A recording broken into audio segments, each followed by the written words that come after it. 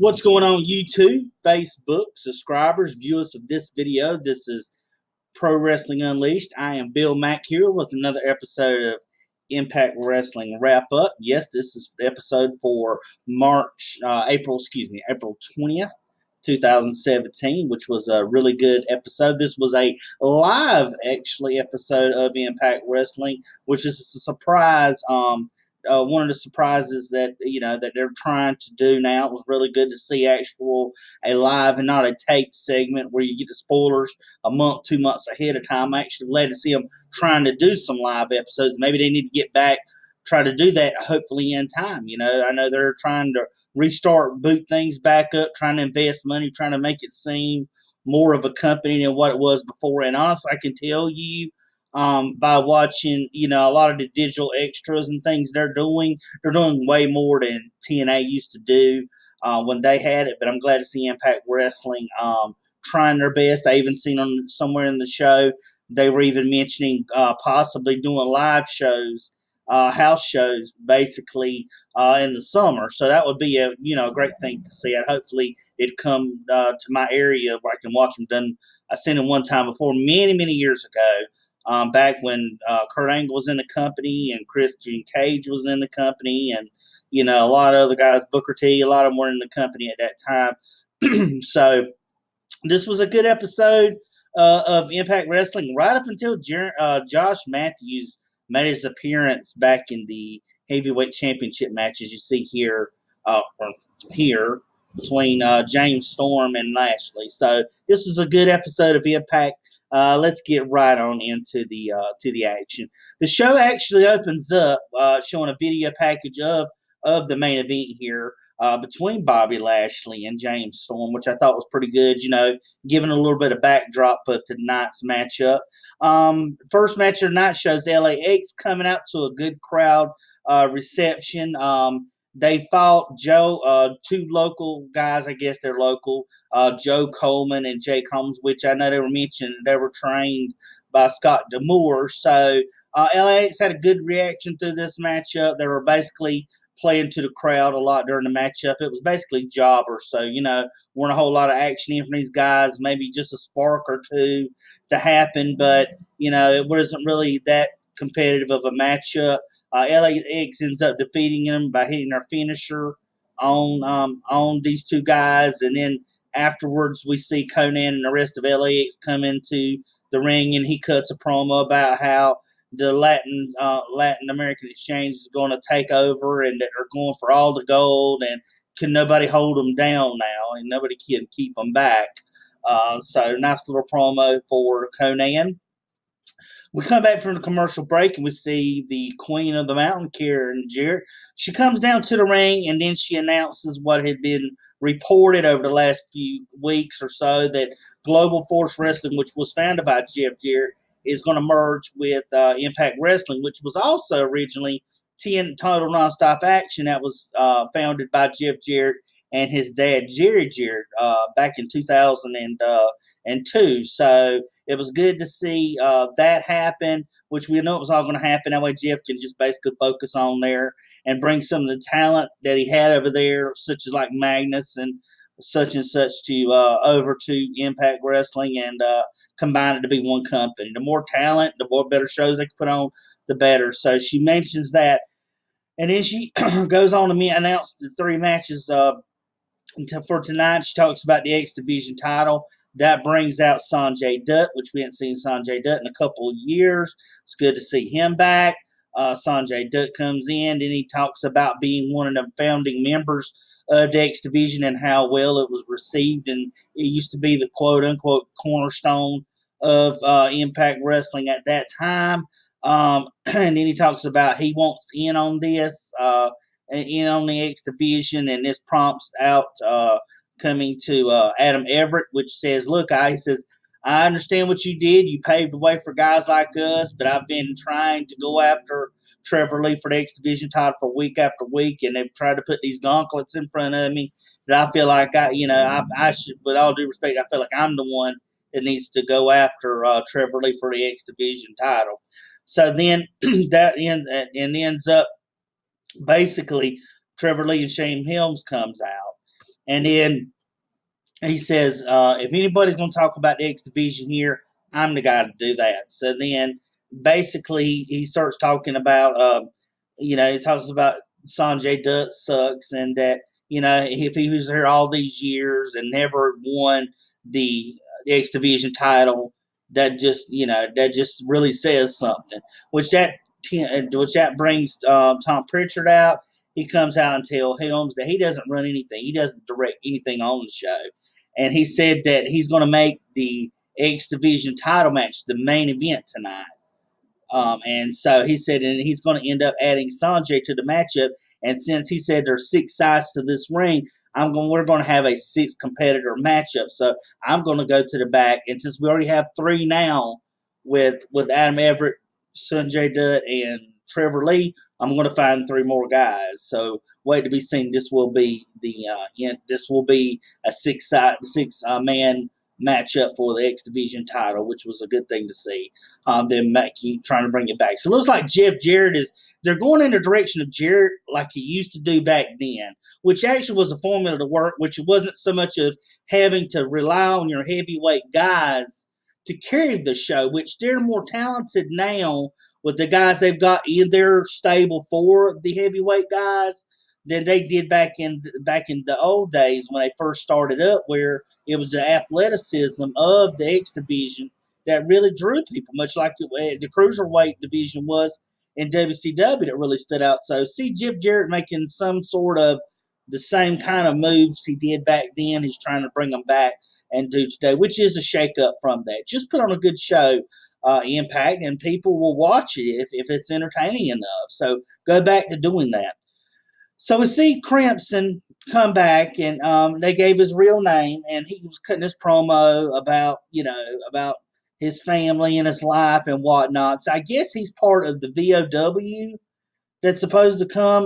They were relating that together, which he was talking about making his return back to Impact, which I liked Crimson when he was in Impact Wrestling before. So good to see him going to come back and make his return. So see, once again, you bring back Sanjay Dutt. You bring back Crimson. You bring a lot of the guys from the X Division back. You're trying to rebuild it, which I think is a good idea. You don't need those main guys to bring it up. I.e., look at Hogan and all that he done with those guys there. It really brought the show down when you were going in that direction before. Put talent out there and have on good matches. They'll enjoy it. We come back, We come back from ringside, from commercial break, and we see Rosemary come out. And Rosemary basically, she goes and fights ODB. And remember, ODB had the right to win from last week, a number 1 contenders matchup.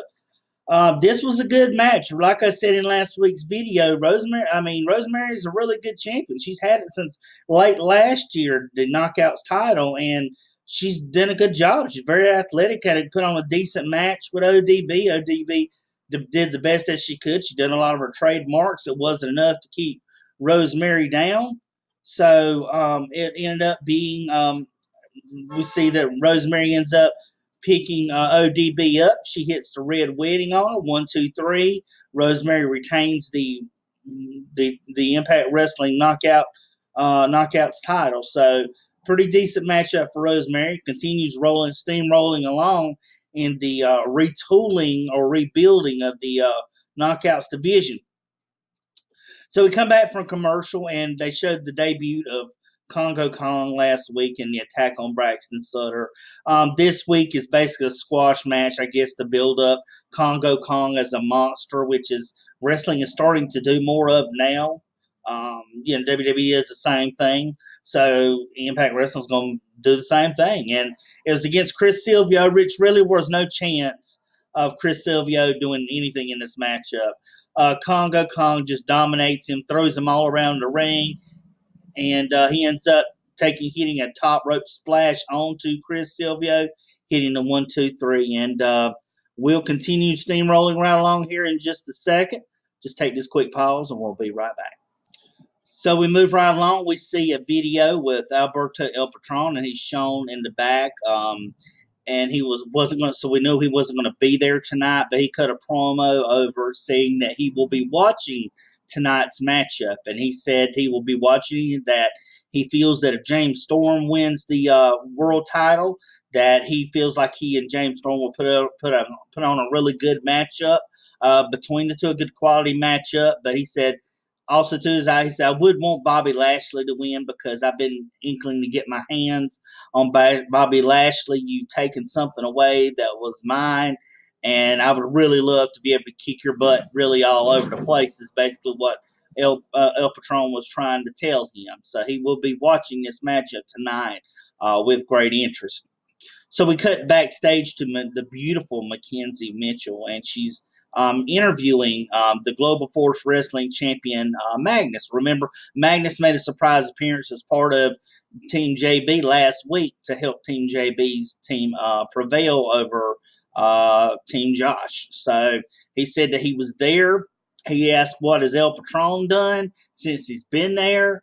You know, he said, look, he said, I'm the Global Force Wrestling champion, and this here, and he passed to his title, says, this is my golden ticket to become the next champion. So that remains to be seen on how they basically combine the belts. Hopefully, they'll combine the belts and make different. They need to reboot the belts because every belt has TNA on it. They're trying to get away from the TNA name. Now they need Impact Wrestling titles. Hopefully, they're on the way with making some new titles, combining the GFC, the Global Force Wrestling GFW titles with the Impact Wrestling titles, and just creating one new title for each division. The X Division's fine; it's that color, and I get it. But the women's and the tag teams and the World Heavyweight title and the Grand Championship all need to have Impact Wrestling across it to finally put TNA to rest, if that's what you're which is what the main objective of you're trying to do is brush that off the past. So anyway, we come back and we have the Impact Wrestling World Title matchup. Bobby Lashley versus James Storm is hyped up. James Storm comes out there, gets a really good pop from the crowd.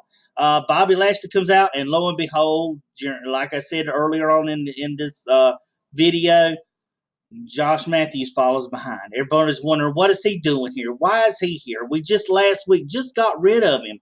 He was supposed to leave after last week and no longer be there. But lo and behold, he comes to the announce table as Bobby Lashley, and he says he makes all these kind of going back to his heel commentator bit again.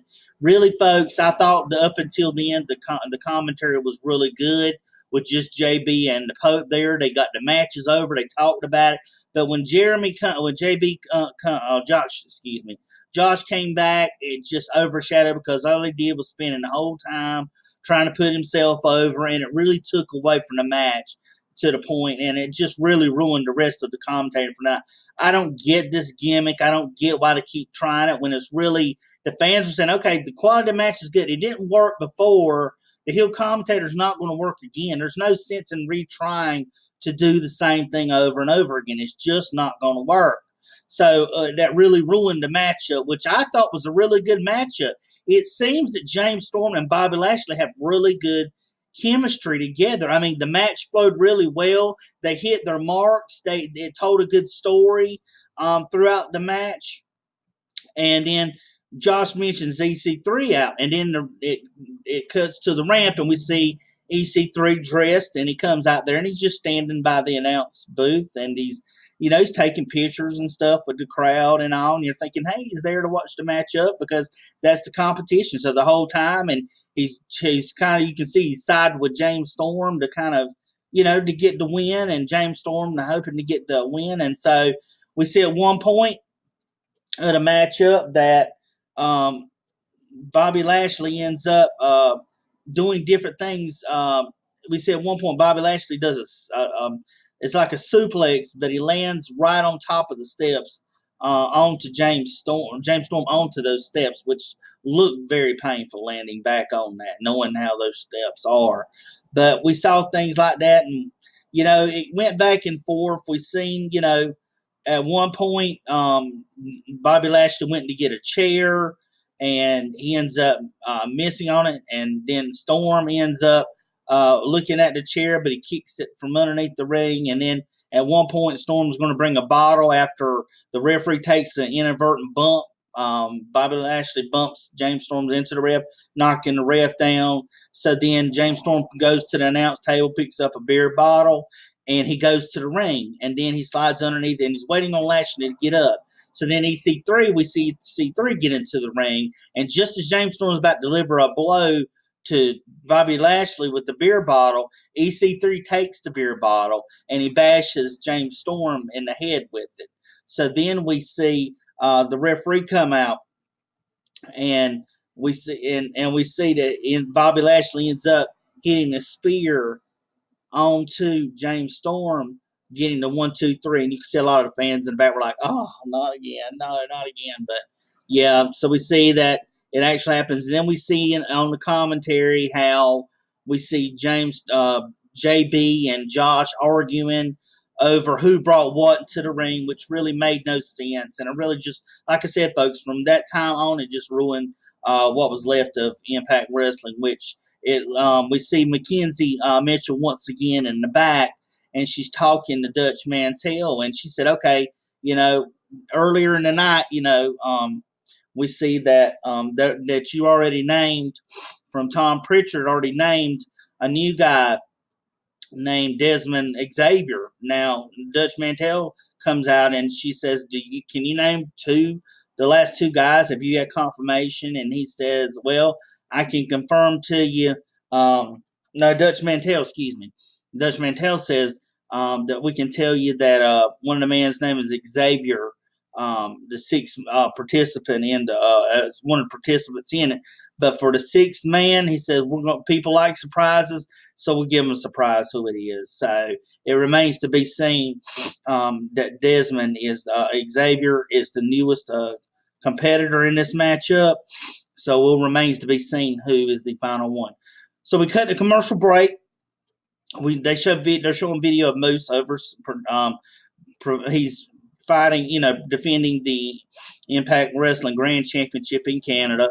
Chris Adonis comes out of nowhere, puts him in the Adonis lock, and we see that Mackenzie asked Moose. She said, he's going to wants to challenge you next week for the title.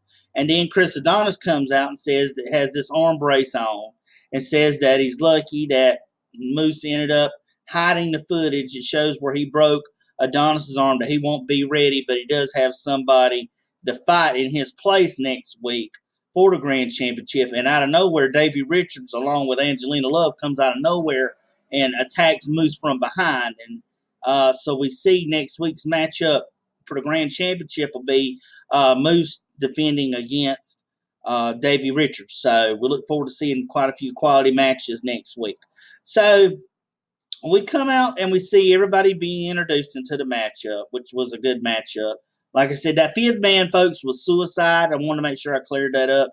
Tom Pritchard mentioned Suicide as being the 4th competitor. Desmond Xavier, which Dutch Mantell had revealed was the 5th competitor. So everyone comes down to the ring. 6th competitor comes all of a sudden out of nowhere. Low-Key, yeah, remember Low-Key? Low-Key, awesome. I was a big Low-Key fan back in the old days. So Low-Key ends up being the surprise 6th man in this matchup. Now, this was a good matchup. It was a good back and forth and a lot of good spots. We seen at one point to where Trevor Lee kind of keeps himself and Adam Everett in the ring, and he's throwing everybody else out. So for a period of the matchup, Trevor Lee is trying to clear the ring and just keep it one-on-one between him and Adam Everett, which I thought was a really good strategy in this matchup. And they basically fought for a good while in the matchup. And then the ring fills back up, and then Suicide came out, and Adam Everett came out. So a good matchup comes down. Low-Key ends up hitting the Warrior's Way, which is a double stomp onto him, winning X Division title, and leaving as the new champion. So congratulations to Sanjay Dutt. And we'll close that finisher remarks in just a minute. So in closing, folks, I think overall it was a good show. It was good matchups, good quality matchups. The X Division matchup was put on really well. It really shows the competitiveness of the X division. I feel that the title matchup, the world title matchup between Bobby Lashley and James Storm was a really well put on match. These guys have got good chemistry. It put on a really good matchup. I feel like the whole Josh Matthews thing and heel commentating is really a negative point of Impact Wrestling so far. They just need to drop this storyline. It's not working. It's not getting anyone over. And even at the end, and I didn't mention in my results that, at the end of it, we seen Jeremy Borash get fed up with it. And he punches Josh Matthews in his seat. And the Pope says, I've had enough of this. And he gets up and walks and leaves. So even at that point, it was good up until that point. So whatever you're doing, Impact, you just need to stop it with Borat, with heel, with Josh being a heel. If you want him to be on the team, good. If he wants to call a heel match, good. But him talking over the matches really takes focus away from what's going on in the ring. And you're making it more about you than what's going on in the ring. You're valuing your storyline over what's going on within the ring and telling a good story to the matchup. That's what a good commentator will do, was bring fans' interest to the matchup, not what's going on within the commentating booth announce table as it is. So I really hope they do something away with this, because I know a lot of the fans, if they're listening to the fans, don't want to see this. I don't want to see this anymore. Either turn him heel, let him be a manager. If you're going to let him be commentator, let him be a heel commentator, but one that's effective, that's involved in the storylines of the matchups and calling it. You don't have to be a heel and have a storyline yourself that takes away from the matchup. So overall, though, I thought the Impact Wrestling episode for this past week was a really good episode. I think they're going in the right direction. I'm not giving up. I know a lot of people say it was too little too late, but I think if they put on good quality matches, the writing is good. They're trying to interact more with things such as YouTube, and doing these digital exclusives and stuff is a good way to do it. You're bringing it more behind the scenes of Impact Wrestling, which is what they need to do, get fans more familiar with these wrestlers. And I'm sure that they become familiar with, especially the veterans, but even these new guys coming back in, as we saw several people that's making their return. A lot of the veterans from the days past are coming back, and that's good to see, and trying to pack some of these new groups in. One point I didn't mention too was that Decay came out and after the LAX matchup, and was going back and forth with them. That looks like that's going to be a good upcoming feud. But sad to say, one of the breaking news is that I read this morning that Crazy Steve is leaving the company. So what does that spell for Decay, and what do they do now? Because as you remember, Crazy Steve is the leader of the Decay. So that remains to be seen. But I hope you've enjoyed the video. If you do, give it a thumbs up. Drop a comment. Subscribe to my channel for more content. And I will try to do as many videos as I can. Appreciate each and every one of you that view it. It means a lot to me. And I try to get more viewers and more subscribers, so I can continue pressing on, dropping more wrestling content to you, the wrestling fan. So until next time, this is Bill Mack with Pro Wrestling Unleashed. Take it easy.